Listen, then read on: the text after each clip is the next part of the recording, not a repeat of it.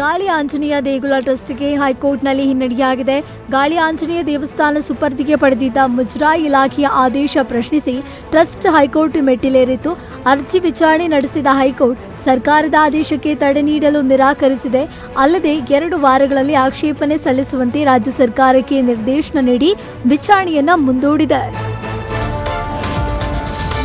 ಲಾರಿಗೆ ಬೈಕ್ ಸವಾರ ಡಿಕ್ಕಿ ಹೊಡೆದ ಪರಿಣಾಮ ಬೈಕ್ನಲ್ಲಿದ್ದ 3 ವಿದ್ಯಾರ್ಥಿಗಳು ಮೃತಪಟ್ಟ ಘಟನೆ ಹೊಸೂರು ಬಳಿಯ ಮತ್ತಿಗೆರೆ ರಸ್ತೆಯಲ್ಲಿ ಕಂಡುಬಂದಿದೆ. ಮದನ್ ಕುಮಾರ್, ಹರೀಶ್ ಕುಮಾರ್, ಆರ್ಯನ್ ಸಿಂಗ್ ಸ್ಥಳದಲ್ಲೇ ಮೃತಪಟ್ಟಿದ್ದಾರೆ. ಹೊಸೂರಿನ ಸರ್ಕಾರಿ ಆಸ್ಪತ್ರೆಗೆ ಮೃತದೇಹಗಳನ್ನು ರವಾನಿಸಲಾಗಿದೆ. ಘಟನಾ ಸ್ಥಳಕ್ಕೆ ಕೃಷ್ಣಗಿರಿ ಜಿಲ್ಲಾ ಎಸ್ಪಿ ರಾಣಾ ತುರೈ ಭೇಟಿ ನೀಡಿ ಪರಿಶೀಲನೆ ನಡೆಸಿದ್ದಾರೆ.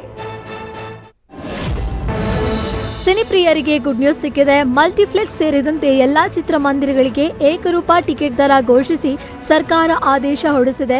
2025ರ ಬಜೆಟ್ ಮಂಡನೆಯಲ್ಲಿ ಸರ್ಕಾರ ಏಕರೂಪ ಟಿಕೆಟ್ ದರ ಜಾರಿ ಬಗ್ಗೆ ಘೋಷಿಸಿತ್ತು. ಅದರಂತೆ ಸರ್ಕಾರ ಇದೀಗ ಆದೇಶ ಹೊರಡಿಸಿದ್ದು ಮಲ್ಟಿಪ್ಲೆಕ್ಸ್ ಸೇರಿದಂತೆ ಎಲ್ಲಾ ಚಿತ್ರಮಂದಿರಗಳಿಗೆ ಏಕರೂಪ ದರ ಜಾರಿಯಾಗಿದೆ. ಜೊತೆಗೆ ಸಿನಿಮಾ ಟಿಕೆಟ್ ದರ ₹200 ಮೀರುವಂತಿಲ್ಲ ಅಂತ ತಿಳಿಸಿದೆ. ನ್ಯೂಸ್ ಫಸ್ಟ್ ನಿರ್ಭೀತಿಯಿಂದ ನಿಮ್ಮ ಪರವಾಗಿ.